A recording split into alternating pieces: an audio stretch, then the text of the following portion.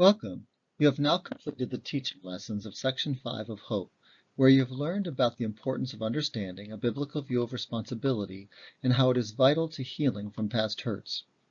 You also learned about the dangers of not getting responsibility right and how unspoken family rules and dynamics can keep you stuck and undermine emotional health for you and your family. To help you reflect on and apply the teaching material in this section, it is important to now spend some time responding to the questions and completing activities in your Reflections and Healing Activities Guide for Section 5, linked below this lesson. When you are finished, remember to post a copy of your responses in the private Facebook community for me to review and share any thoughts. So once again, let's briefly review the questions and activities for this section for you to work on this week in your guide. First, based on the material in this section, in what ways do you personally struggle to speak the truth about any of those who hurt you?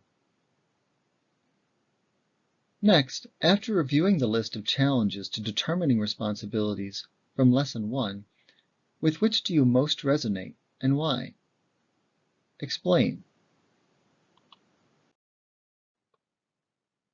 Next, what causes you concern or anxiety about speaking the truth or placing responsibility where it belongs, whether with yourself or with those who hurt you? Again, explain and provide an example. Next, how have you blamed yourself or taken on responsibility for things that have happened to you in the past where you shouldn't have? Also give an example.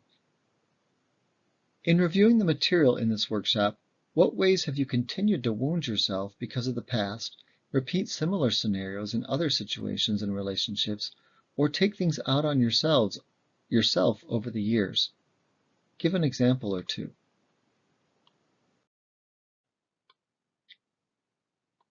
Next, identify and write down some specific ways you can remind yourself that it's okay to speak the truth about what happened, and list a few possibilities. What will you do? Or who can you talk to? What trusted friend, mentor, or counselor could give you time and permission by saying out loud to you, David, you have permission to speak the truth about what happened and how you feel. I will listen and accept you where you are at as you walk toward healing. Write the name of someone you think you can tell your story to in your activity guide. If you don't have somebody, it's okay, but this is a great opportunity to hear the words of permission from a trusted other person that are sometimes important.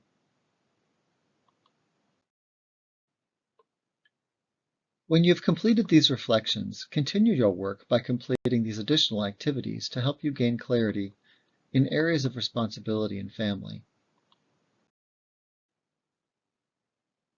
Start by using the permission statement in the last reflection question to imagine God or Jesus repeating these words of permission to you as he desires to set you free with truth.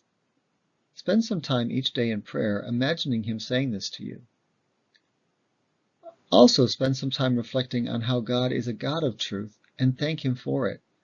Use a website like Bible Gateway to search for and identify at least 3 scripture verses about the importance of truth to use in your daily reflection, and write them in your activity guide.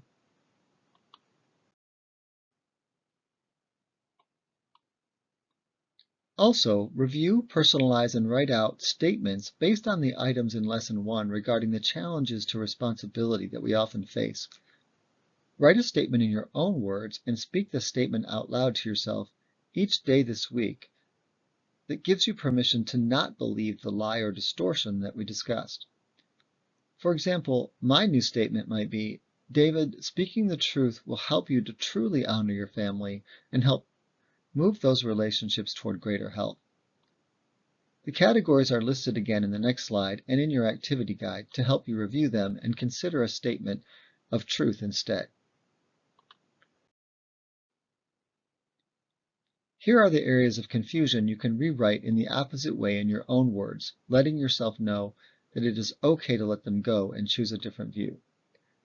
Confusing ideas of honesty and honoring, difficulty facing the truth that when we often hold on to childish thinking, experiencing guilt and confused feelings about the past and what happened to you, confusing love and loyalty, being afraid to judge others, and believing unbalanced extremes in blaming ourselves or others.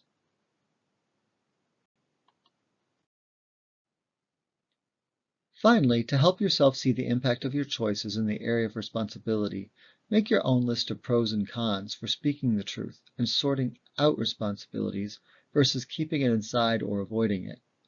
Be honest and specific about why it might be easier to keep things as they are and the benefits of changing your approach, specific to your situation.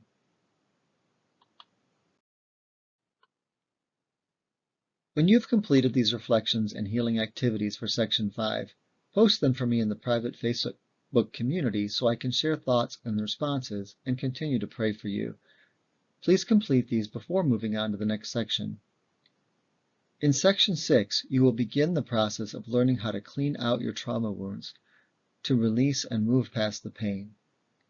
I'll see you in the next lesson.